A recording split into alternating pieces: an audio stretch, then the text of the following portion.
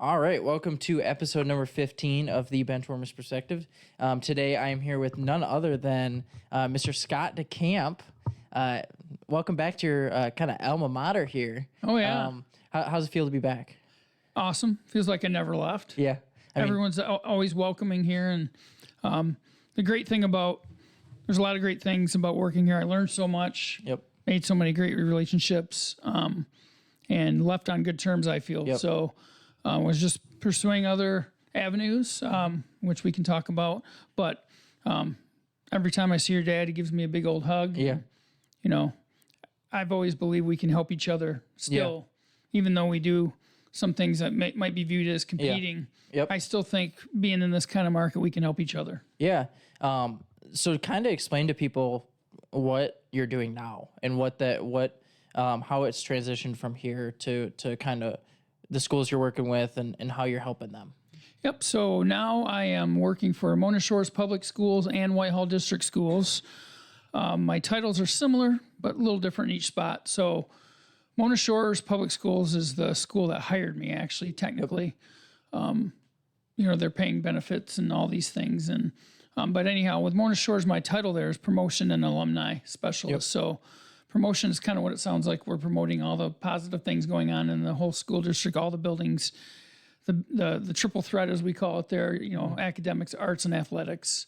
Obviously, I have a lot of experience in the athletics realm covering that, but it's been really refreshing to put the spotlight on other areas of the school district and all the buildings. So, and then the alumni piece of that is building in the alumni network of, all the alums at Mona Shores and trying to connect those folks and try to do some really cool things with them. So that's got some big potential, but that we're trying to get that off the ground. And then at Whitehall, it's promotion and media. So basically promoting everything again within the district, and then producing content, that kind of thing, for different things, social media posts, stories, videos, photos, that kind of thing. Yeah. So, sorry, everybody. I'm just a tad sick today. So kind of explain to me what you've learned in the last, what is it, 6 months since you've been there, and how is it different than what, we do and what kind of other media outlets do? What I've learned, and you're always learning, and that's the thing. And I know here at CatchMark, that's a big thing. Growth is a big thing. And so that's what I've tried to carry those lessons over from CatchMark to the schools. And what I've learned, though, is to try to pace yourself more, which I've got an all gas and no brakes kind of mindset. Mm-hmm. I know I kind of get myself in those spots sometimes where you take on too much, and because you're trying to, like your dad always said, running this company at CatchMark, a lot of times it's more important what you say no to as opposed to what you say yes to. You say yes to everything, and you can get yourself in a spot where you just can't keep up with it all. So, and they've reminded me, my bosses at the respective schools are the superintendents effectively. So, they've said, slow down. You don't have to do it all. There's no deadline. It's going to be here. The work will be here for you tomorrow. Mm-hmm. And I've mentioned the guy's name a lot, but Zach Herrig, who used to be with Fox 17, he's with Hamilton Schools. And I think he works with Saugatuck and has his own LLC, does some stuff there. But he made that move to the school system, and he said the same thing. He goes, if I'm working on a video or working on something, it's going to be there tomorrow. You don't have to get it out because you're trying to, quote, beat the next media outlet or whatever, or scoop other people.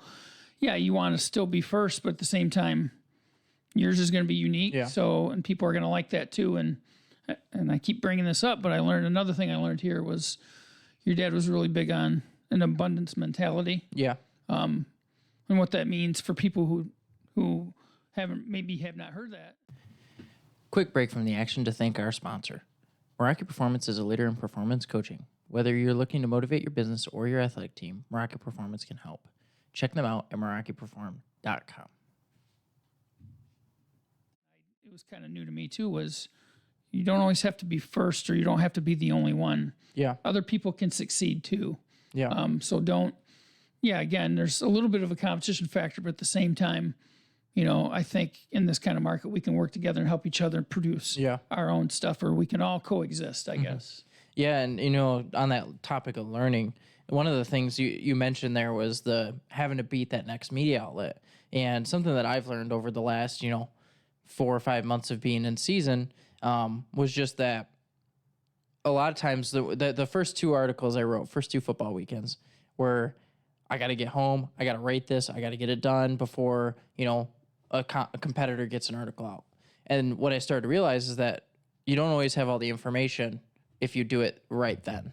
And so what I started doing was like, okay, people who are reading our information and reading our articles want all of the information. They want the stats.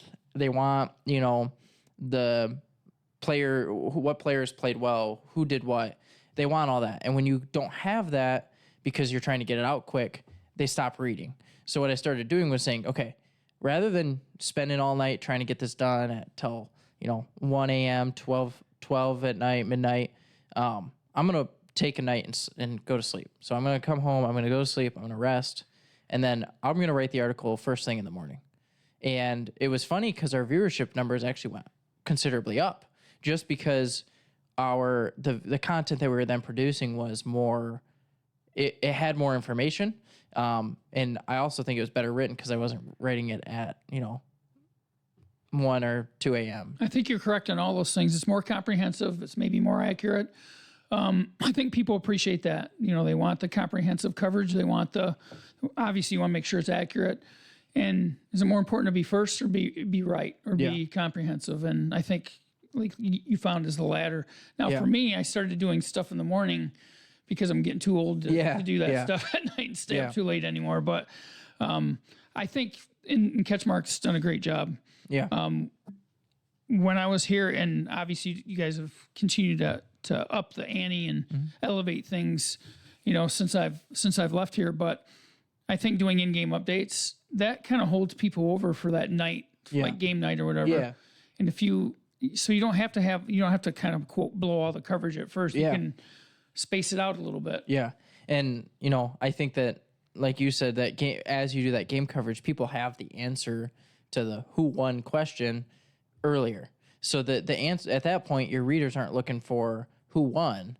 They're looking for what happened. And so when you start putting when you wait and you put the more what happened in there, they're more apt to read it and more apt to read the whole thing throughout. So, or also, and one thing to think about too is what it means, or maybe the human element behind it, because people kind of know what happened in the game. I mean, people that didn't go might not, but the people that were there, because they're going to be reading it too, know what happened. So a way to think about it is to say, okay, let's maybe dive into the human element of this and what it means, or also let's write about the people who are playing these games, because I use this example all the time, but people throughout the years, younger reporters, whatever, ask me, how do you cover water polo? Because I don't know anything about it. I go, don't think about the sport, think about the people playing it. Yeah.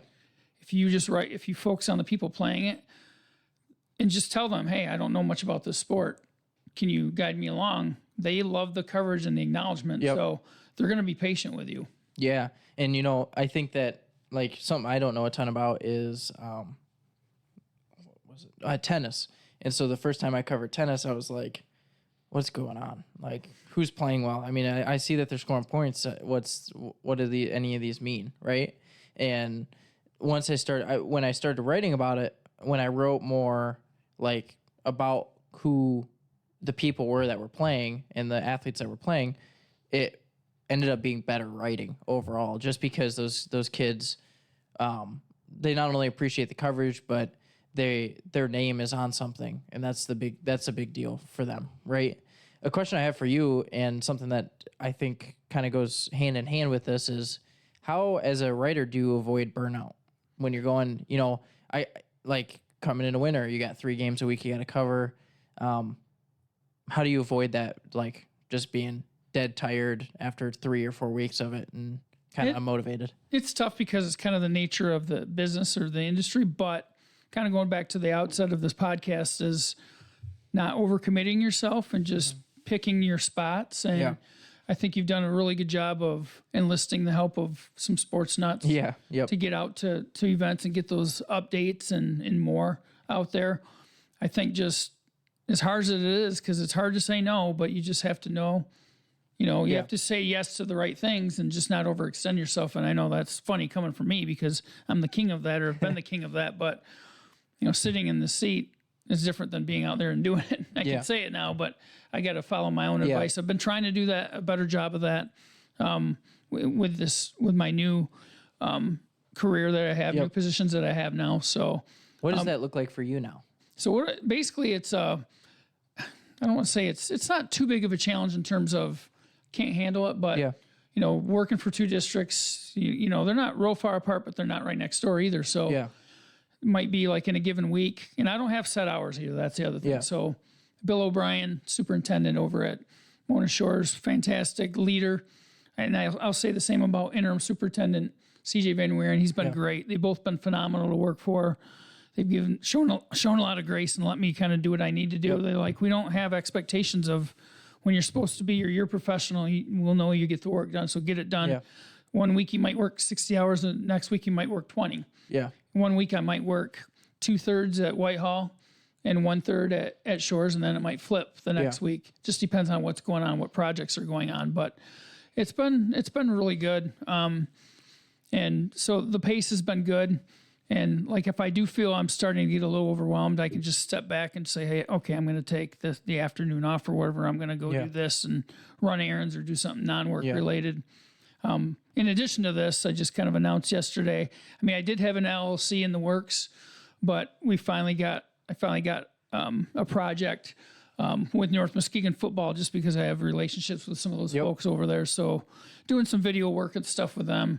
And some kind of storytelling type stuff with them. So that's exciting, but I'm trying to make time for that as well. But that's kind of on my quote spare time.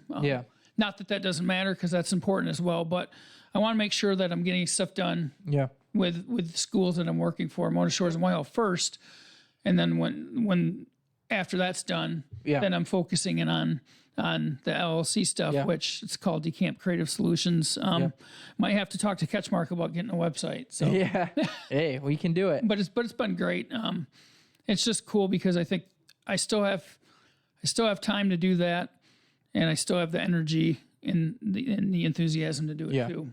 Yeah. So speaking about Mona Shores, were you surprised at the Byron Center loss? I wasn't really that surprised because the first time they played, it was 14-12 Mona Shores at Shores, and it could have easily gone either way. Yeah. Byron Center's a really good team. That was their only loss of the season. Yeah. And I figured that was going to be a coin flip again. Yeah. And Byron Center, to its credit, came out and controlled that first half. Shores couldn't get anything going offensively. Yeah. Byron Center put up a couple scores there, and then 16-0 at halftime, and then they do a little pooch kick or whatever on the kickoff. The second half, jump on it. Yeah. First play is a touchdown pass, so it's 23-0. Which, if you're Mona Shores, you're like, man, we're in a big hole. But on the other side, I think I even said this to you. Yeah. The bright side, there was only 9 seconds gone out of the second half, so they got time, and they came back. But then Byron Center had the winning drive, and Shores had a chance. But then they threw the pick in the end zone, and but they had a chance to come back, and who knows, if they would have scored. Would they have gone for 2 or tried to go to overtime or what? But I figured whoever won that game, though, in that district final was going to have a really good shot at getting to Ford Field. And that's Byron Center plays East Lansing this week, and I think they got a pretty good shot at that. Where do they play? Yeah. I know that it's at Greenville, I believe. Yeah. So speaking about playoffs, football playoffs, North Muskegon this week takes on, it's Millington. Millington, right? Yeah. Do you think, if they win this game, they got a good shot at, it's what it's the semis, so they go to Ford Field. They'd be at Ford Field next game. Yeah. Do you think they win this game?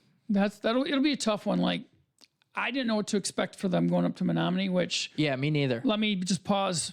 By the way, I give Jeff and CatchMark a ton of credit for investing the time and energy and money and going up to making that trip to the UP. And I know Jeff loves it. He's like a kid in a candy store. But Jeff Burrell. Let's take another moment to thank our sponsor, Shoreline Restoration and Construction. Did a storm recently hit your business, home, or other building?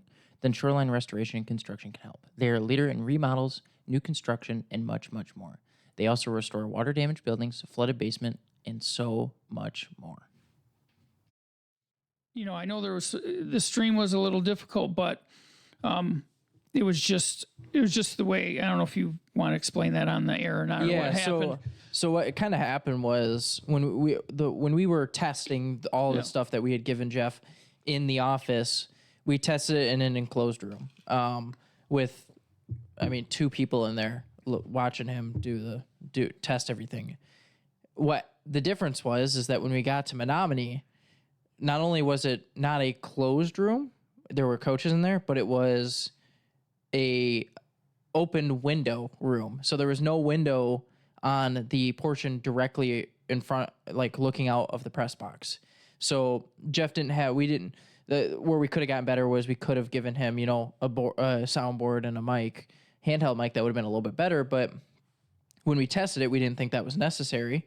And then when he got up there and that window was open, basically his mic picked up everything, like everything around him. And when that window was open and you've got, I don't even know, probably 200 plus Menominee fans right below him, it got a little loud and it was very hard for you to hear him just because that mic was very, it picked a lot of sound up and drowned him out quite a bit.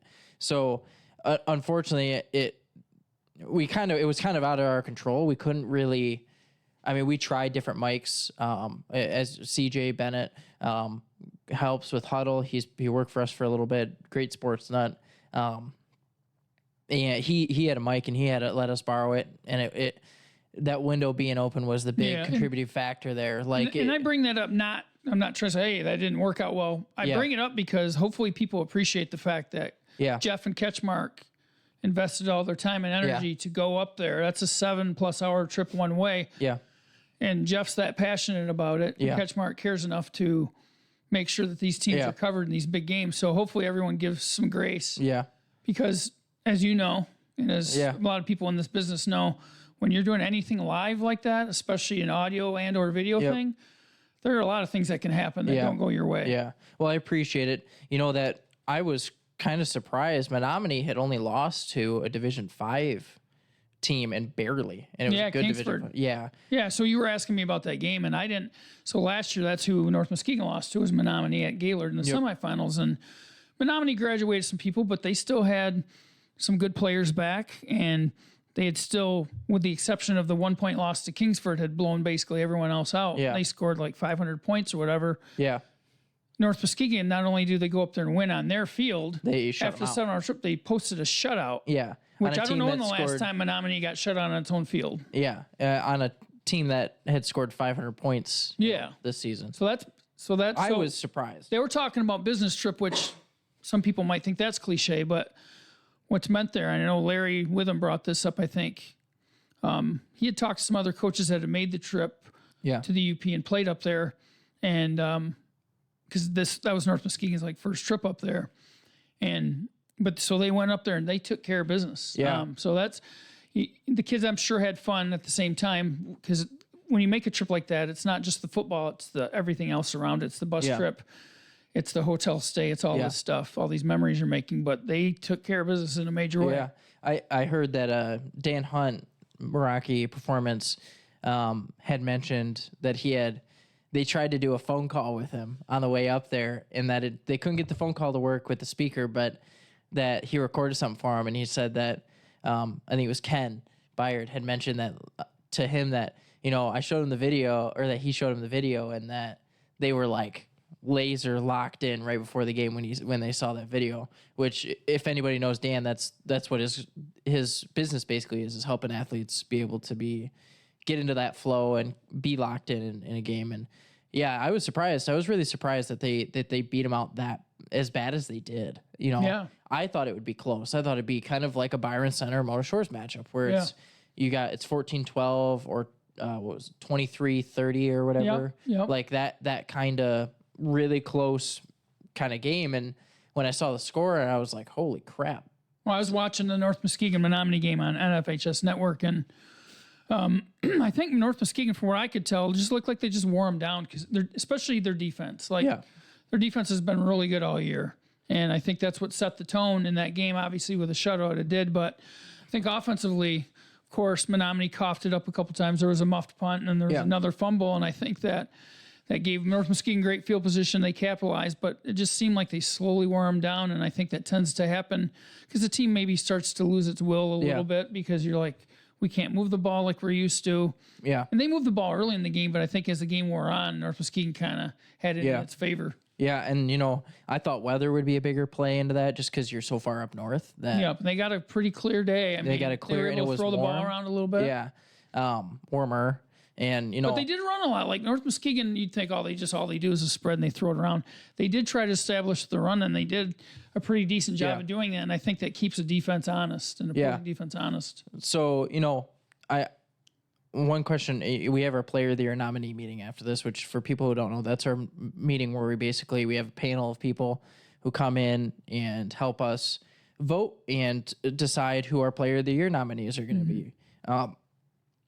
Anybody on that North Muskegon team that you think is worthy of player of the year? I mean, personally, I think there's a couple. I think there's a couple, and for me, it's a little harder just because there are several North Muskegon players that are pretty good. Yeah, good players, maybe on one side of the ball or both. But one that jumps out to me because I think he makes plays. I mean, there are a few. There's more than one. I agree with you. I think TJ Byard is one of the main ones. He's probably the first one. At this moment, we'd like to take a moment to thank our sponsors. Chris Wink, Century 21 First Class Realty. Looking to sell or purchase a new home? Or perhaps invest in a plot of land? Chris Wink with Century 21 First Class Realty is your go-to expert. As a leader in West Michigan real estate, Chris brings unparalleled knowledge and dedication to every transaction. Don't wait. Call Chris Wink today at 616-414-5420 and take the first step towards your real estate dreams. Century 21 First Class Realty, your trusted partner in West Michigan property. Although I'm not disrespecting anyone because I really like Drew Bartos. Yeah. I like Henry Hussman, even though he's a lineman and linebacker. You don't always hear as much about those guys, but he's a really important player. And I know I'm leaving others out, but because obviously Colbert's done a great job in the quarterback spot. And that's what I was going to mention. Like he had a ton of shoes, like a huge set of shoes to fill this year with James leaving, James Young, and I think he's not only filled them but excelled. You know what I mean? He's done a great job, and like the shoes are maybe a little too small. And I also think too that the coaching staff's done a tremendous job easing him in. So people were asking me about Millington, and Millington beat Pewamo 28-0 last week. So people are like, "Oh, North Muskegon's in trouble because they lost 8-7 to Pewamo." I go, "Well, hold on. That was the season opener. That was Bryce Colbert's first game on the road. And they really left a lot of points on the board in that game. Does that mean that I think North Muskegon's going to roll Millington? No. Yeah. Do I think they can win? Absolutely. But I think they're a much different team now than they were in the beginning of the year. And Colbert, I think they brought him along just at the right pace. Yeah. Who do they play if they win? So if they win, I can't remember. They play the winner of Monroe St. Mary, Catholic Central, and Schoolcraft. So that'll be another tough game, but that's kind of what you expect. But North Muskegon hasn't been to the finals since, I want to say, somewhere in the early 80s, early to mid 80s was the last time we were in and that was at the Pontiac Silverdome. Yeah. Way back in the day. Yeah. That would be sweet if they got there. I'm rooting for them. Yeah, that would be really cool. And, I mean, they're kind of carrying the torch for Muskegon area because there's no one, they're the only team left. Everybody else, were you kind of hopping off the North Muskegon train and going into Muskegon? How do you think, were you surprised that Muskegon did not fare as well as they were supposed to this year? I was a little surprised, but they always play a tough schedule. I mean, it was the first playoff miss in what, 1999, 20 something years, and they had come off that state title last year. Yeah. But they lost some really big leadership off that team. They lost Mackay Guy, and they lost Jacob Price, and they lost, who's the other kid I'm thinking of? Oh, I don't know. Piggy. Yeah. Piggy was a dynamic playmaker as well, and they lost a couple linemen. Yeah. They had some linemen back, some D1 talents, but one of them got injured, I think, early in the year, so they were without him for a large chunk. But, it's just they played an 8-game schedule. Their Week 9 game was Cincinnati Moeller, which is basically the best team in Ohio. Yeah. And in Ohio, that's a big deal. That's saying something because Ohio's a big-time football state, high school football state. But I was a little surprised they didn't get in the playoffs. But, I mean, their losses were to They lost to Rockford, Yep. which is a powerhouse. And it was, from what I remember, it was a fairly close game. it was a closer game. They lost to Mona Shores, which that game was close. Yeah. They lost to Moeller. They lost to Byron Center in a close game. Here's the question. Do you think that Shores game goes a different way if the lights don't go out? Just because of when that happened and how much of a rhythm change that was for them. Do you think it changes? I mean, it was a drive, like one drive in that game. Yeah, I don't know. That's hard to say. I didn't get that feeling, but you just don't know because a high school football game can swing right like in an instant. Yeah. For people who don't know, what happened was at the end of about, 2 minutes and 17 seconds or something like that. Basically, the half right above the sideline on the right side, like if you're facing towards the concession stand from the back, the side on the right side. The non-grandstand, the visitor sideline. Yeah. There's lights up there, and one of the lights completely shut off. Like, and the whole side of lights. The whole side went down, and they basically for the next 25 to 45 minutes were trying to get them back on, and Muskegon had the ball at about, I want to say the 20-yard line. It'd be their own Shores 20. Yeah, and ended up throwing it. I think they threw a pick, or maybe it was a pick, or I don't know if it was a turnover and downs. I don't remember. Yeah. But Short stopped him, but that kind of effectively ended the game. I think it was a 1 touchdown game at that point. And the question is if they win that game, do they take that and then end up going to the playoffs? Maybe. Right? I mean, they probably would have gotten in on that. Yeah. And if they would have beaten Moeller, which that's a tough ask, but Moeller, if they win that if they beat Byron Center, they get in. Byron Center, like I said, people shouldn't sleep on Byron Center at all. Yeah. They're a really good team with a really good quarterback. Yeah.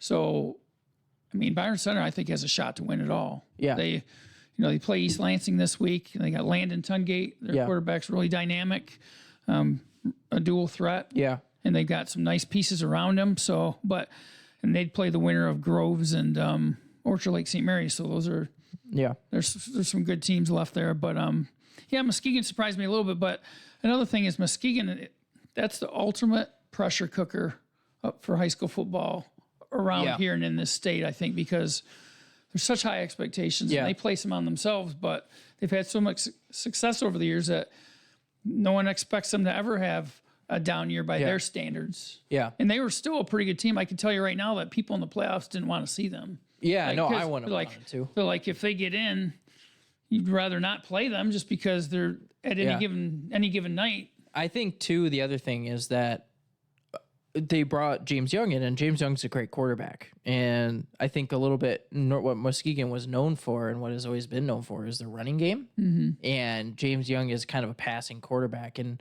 not to discredit James Young or anything, but when you're trying to fit a passing quarterback in a running offense, that can get a little hard, right? And that was, I think part of that was a little bit of their struggles, was the trying to fit that running offense, trying to fit a passing quarterback, and trying to make it all work at the same time. I still think a lot of those games were close. They could have won a lot of those. And, James had a very good year. Yeah, he was first team all conference. And I think what I was impressed by with James was going up to that Division II level was he had some really nice games and highlights like the Rockford game. At this moment, we would like to take a moment to thank our sponsors. Park Place Sports. Want to support your local athletics program? Look no further than Park Place Sports. As a leader in banner and sponsorship program for athletes, they provide top-notch services to help your team shine. Visit their Facebook page, Park Place Sports, LLC, and see how they can elevate your athletic program today. Park Place Sports, your partner in athletic excellence. Remember the particular clip where he got flushed out of the pocket, he's scrambling, throws on the run and throws a dime. Yeah. And then he did that a few times this year. So he's mobile enough to, he's not, I wouldn't call him a speed merchant, but at the same time, he's mobile enough to create time to get out of the pocket until people until they come open. Like any team in a divisions lower would be like salivating over him coming and playing with them. No, and I about him, I'm glad that this is working out for him. Yeah, he'll be playing basketball for Muskegon, so that'll be a great experience as well. Yeah. He'll end up somewhere playing college football. Oh, yeah, definitely. I don't doubt and that. He's a student of the game, but at the same time, North Muskegon, they're doing well as well. So I think it's almost the best of both worlds that Yeah. both aspects are succeeding. Yeah. I think that to be able to change, when you bring a quarterback in like that, that's a good quarterback, great quarterback, and try and fit him in an offense like that, it can cause some unforeseen issues that you don't have, especially with guys who've been running that offense for years and years and years. Right. And like you said, James had a great year. Like, by no means did he have a bad year. Mm-hmm. It's just hard on an offense to be able to change kind of almost a culture like that. And credit Muskegon for adjusting to what they had, because really. it'd be easy to take that, square peg and force it into a round hole, Yeah. but they accommodated their offense to fit his skill set more. Exactly. And made it work. And I'll just say right here, and I'm not trying to throw shade at anyone with that, but they didn't miss the playoffs because of the offense, I don't think. And I'm not saying I don't think I'm not they saying did they either. didn't miss the playoffs because of the defense, but there are a lot of things on a football team that need to happen for it to work. Yeah. It's never just the quarterback, it's never just the offense, it's never just the defense. Yeah. Everything's got to come together. So when I say that, because it would be easy for people to say, oh, he's throwing shade at our defense. No, I think they did fine on offense. Maybe there's some other areas in the complete package that they could have maybe done better, but like you said, they were there in a lot of these games that they lost. So you flip one of those games and they're probably in the playoffs. And then at that point, you're like, maybe they're giving people fits in the playoffs. Yeah, I could see them being one of the dark horse playoff contenders if they had made it, right? Yeah. The question is, do you see them being kind of in a similar boat next year, or do you see them getting exponentially better next year? See, I'm not sure what the personnel is coming back, but I know Because they won't have James Young, because he'll have graduated. By now. their expectations are never going to change, and there's always going to be pressure to perform when you're at Muskegon. I think though, I'll be curious to see, how they can bounce back. Yeah. Because sometimes too, it's kind of nice when you don't have high expectations. Like I said, they usually do. Yeah. But maybe people are thinking, oh, well, they lose James and they lose some of these seniors that are going to play D1 or going wherever. But sometimes not knowing what's there is not a bad thing either. One of their studs, Ricardo Kitchen, he's still coming back, I believe. I think he was a junior this year, and he's a big-time prospect. And they've always got kids kind of that come out of the woodwork. You're like, where'd this kid come from? And well, he was on the JV. You just never saw him because he had players in front of him. That he had to wait his turn, and now it's his turn, or someone develops over the summer. And one thing I will say, like if you look at Muskegon and Mona Shores, those two teams in particular, especially the weight room work they put in. Oh yeah. You wonder how they get these guys who are just beastly. I don't see anyone around here that works harder than those two programs in the weight room. And one guy, like I'll flip it over to Shores, is Tamarian Stewart. Yeah. He is just a load. And I heard he's just an animal in the weight room. Yeah. Yeah. No, you talked a little bit about James Young playing basketball for Muskegon. How is the basketball look for Muskegon? We haven't delved quite deep with, football still finishing up. We just had volleyball finish up with Fruitport's loss last night. How is the outlook for Muskegon? I think they're going to be pretty. They're going to be. They're always good. They're going to be dangerous as always. I mean, again, they're losing a little bit of leadership. Mackay guy graduating, and lost a couple other guys, but they've got a couple other good prospects. And I'm going to tell you right now, when you pay your ticket or whatever to go watch them, it's well worth the price of admission just to see James Martin. I don't know if you've seen him play, but he's a guy. He's the young man that just dunks on everybody and everything. Yeah. Like he was, oh my gosh, some of the dunks he had last year, he just flies over people. Yeah. And you got him. There's a couple other kids I think that just committed to, wasn't Saginaw Valley maybe? One or two other kids, or was it Wayne State? I don't know. I think they were D2 commits, I want to say. But, good looking prospects, 6'3" and taller, 6'4" and taller. So the cupboard's definitely not empty. They're going to be a team to keep an eye on for sure. So looking at the WMC, who do you see as, obviously Whitehall in the rivers and North Muskegon in the lakes. Who else do Or you vice see? versa. Or, sorry. Yep. Flip that. Yep. Yeah. Who do you see as kind of a dark horse in both conferences, both divisions, I guess, actually? Well, like in the lakes, can you really call Ludington a dark horse? Because they're always right there. They did lose. They lost Schillinger, which is huge. That kid, he was what? It was 1,500 points. Somewhere around there, he was the boys' all-time leading scorer. All-time leading scorer in the school. Like, Yep, and great player. Yep, and they lost some other good pieces of some of his classmates. They had a really good team last year. Whitehall obviously won the league last year, but I'm trying to think. Some people are talking high about Oak Ridge. You got obviously Peyton Rose back again. Yep, His senior year. Yep, Evan Joza, who's a big boy. There, and so Tracy Rule does a great job there. Yeah. That's probably the one that I would label as the dark horse. Yeah. I think Whitehall's the favorite, and they're going to be the favorite until someone knocks them off. If someone knocks them off, that's there's such a solid squad, and Subden does a great job with them. Obviously, they'll have Cam coming back. They'll have Brock Morningstar coming back. They'll have Hunter Osborne coming back. They'll have Kyle. They got a lot of guys coming back. Now, they also graduated a lot of guys. Mm-hmm. So, they graduated Kamar, DJ, Kyle, right?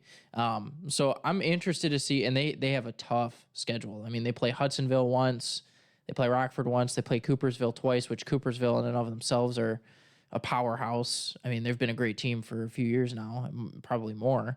So I'm curious to see what they look like this year. They beat a lot of good teams last year, and I'm like teams that you didn't think I'm pretty sure they beat Shores. Yeah, one name, I know you didn't mean to leave him out, but a kid who I thought was really consistent last year was Cal Kohler. Yeah. So they got him back as well. So, he's 6'3", 6'4". Great shooter. Can shoot it, and just really nice all-around game, especially on the offensive end of the floor. But he's another kid that they'll be really leaning on. But yeah, they could take some lumps, and they probably will in the non-league portion of their schedule, but they scheduled it that way because they. Let's take a moment to thank our sponsor, CatchMark Technologies. If you're looking for technical support, structured cabling, cybersecurity, or digital marketing, they're your go-to team. With tons of experience, they will guide you through all of your technical problems. Reach out to them at catchmarkit.com. Want to make sure no stone is unturned, and when the playoffs come, because they're trying to get out of that district, and it's when you got Spring Lake in your district and the other teams. Spring Lake's a tough out for anybody. It's Spring Lake, Fruitport, OV, Montague, Whitehall. The team I'm missing, I think, or maybe it might just be five. So it's Whitehall, Oak Ridge, Orchard View, Spring Lake, and Fruitport. But one of the team everyone knows about Spring Lake, and Bill Kors is outstanding. He's one of the best coaches out there. He always maximizes what he gets, what he has on his roster. And but I think that like Fruitport, you had him in here for media day, right? Yeah. And I'm sure they have high expectations because they got their nucleus back, right? Yeah. They've got is Bosch back for them? He didn't graduate, I don't think, did he? What's his first name? Ryan, the tall lefty. No, he did graduate. Oh, did he graduate? He graduated last year. Okay, I didn't know if he was back or not, but they've got a great guard core. They've got Grady and Spa, Hudson. They've got Day. Day's really talented. They're going to be good up front. What I did notice a little bit was they are a little small. Are they? They're not huge, as in like the last couple of years they've had some phenomenal bigs, right? Yeah. Like I can't remember the Ryan kid you were talking about from last year. Yeah, Ryan Bosch. He was Division huge. I pitcher. Yeah. Then they had a few years ago. They had a guy who played like the 4. I can't remember his name, but we played him when I was a senior. I think he was a senior, and I think Steve Ernie does a really good job, and I think kids love playing for him. They could be a team that could be one of those dark horses in that district. Well, anytime you got good guard play, the guards that can take over a game, you got a chance. Yeah, and I think they do. I mean, they've got a lot of guys, and that team's on top of that. We had them in for a media day yesterday. I see them as a team that just has great culture and great chemistry on top of it. From what I know about Steve and know about what he's done at that program, I would agree with that. And also, you hear a lot for like NCAA March Madness. Yeah. You win with guards. Yeah. I just think across basketball, that's typically the case. If you got guards that get hot. Yeah. I think that's the case, like you said, almost through all the way through basketball. When you have guards that can not only just do their job and handle the ball and pass and shoot okay, you're going to be okay. But when you have guards that can do all that and then shoot at a high level, some of them even rebound at a high level, it's and can take over a game. That's huge. I mean, you could have a post that like Cam Thompson, right? Average last year, I think it was 18 and 21. Yeah. If I'm not mistaken, I think that was what it was when I believe so. I checked it a few weeks ago. But when you have guards that when you have a post that can do that, or you have a guy who's even half that at 10 and 10, or close to half that at 10 and 10, and then you have 2 or 3 guards that can go 10 and 8 points and assists, right? That's huge for a team. If you got 5 guys who can put up at least close to 10 points each, that's 50 points right there. Yeah, like so. We talk about Whitehall, Camden. I mean, he's a generational talent, basically. I mean, not often you get a 2-sport Division I athlete coming through your hallways, regardless of what size school you are.